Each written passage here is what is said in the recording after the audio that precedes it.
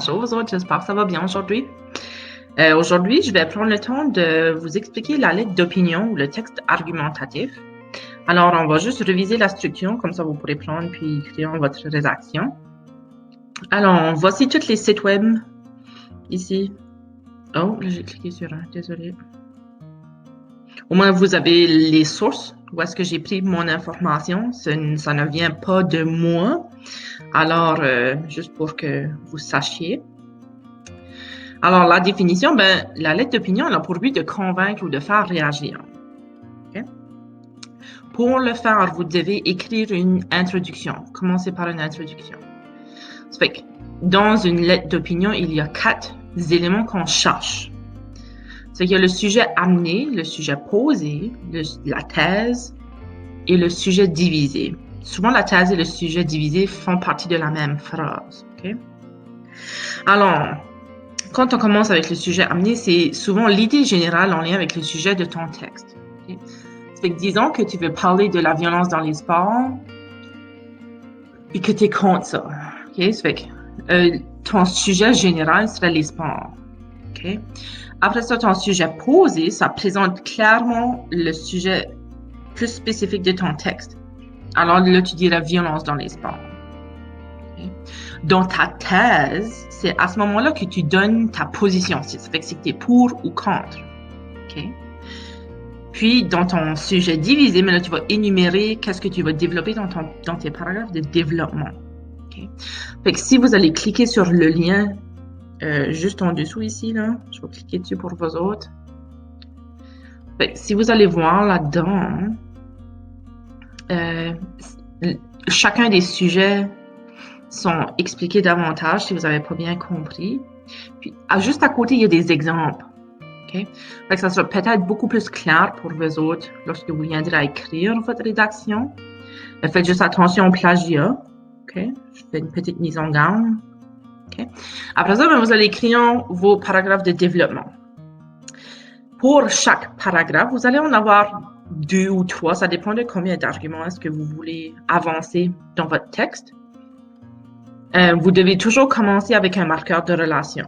Okay? Ça fait que les organisateurs textuels. Ça fait que ceux-là indiquent la suite logique de ton texte. Les exemples les plus communs sont premièrement, deuxièmement, troisièmement. Okay? Alors, c'est juste pour vous donner une idée. Puis après ça, tu vas présenter ta thèse et l'argument dans ta première phrase.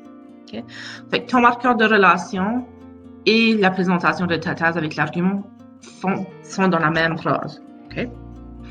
Mais là, après ça, tu développes l'argument. Ça fait que là, tu vas aller chercher des avis d'experts, des statistiques, tout ce qui va appuyer ton argument, mais qui n'est pas forcément tes mots. Pourquoi? Parce que c'est ce qui va faire que ton argumentation sera beaucoup plus solide. Puis de convaincre que si c'est juste toi qui raconte ton argument. Okay? Puis à la fin de ton paragraphe, tu vas y faire une petite conclusion. Hein? Conclusion. Alors, c'est juste une phrase où est-ce qu'il résume ton paragraphe. Quelque chose qui est recommandé, si vous vous sentez à l'aise de le faire, c'est faire une réfutation. Ça fait juste ici. C'est la même chose, mais au lieu de trouver un argument pour ta position, tu vas trouver un contre-argument. Okay? Les contre-arguments nous permettent de démontrer à son lecteur qu'on a pris connaissance des 2 côtés de la médaille. Ça fait que même si je connais ça, je suis quand même pour ou contre le sujet de ton texte. Okay? Alors, l'idée est la même. Ça fait que vous allez avoir un marqueur de relation, vous allez présenter votre contre-thèse ou votre contre-argument. Fait que là, vous allez développer votre argument. Pensez, vous allez faire une conclusion partielle comme vous l'avez fait pour l'autre paragraphe. La structure pour les paragraphes de développement reste le même. À la toute fin, encore une fois, j'ai oublié, comme pour l'introduction, si vous cliquez sur le lien juste ici, ça va vous amener sur un lien web où est-ce que vous aurez des exemples de paragraphes de développement. Ça fait que ça pourrait peut-être vous aider aussi. Même chose pour la conclusion, le lien est juste là. Lui aussi, on a besoin d'un marqueur de relation pour dire que c'est la fin. Okay? Puis après ça, Parce que l'introduction, souvent, elle est loin. On fait un rappel de notre thèse. Fait que pour dire, mais dans différents mots. Puis après ça, vous allez faire une synthèse de vos 2 ou 3 arguments. Ça fait, mais qui est dans d'autres mots que vos conclusions partielles. Okay? Puis, à la fin, vous allez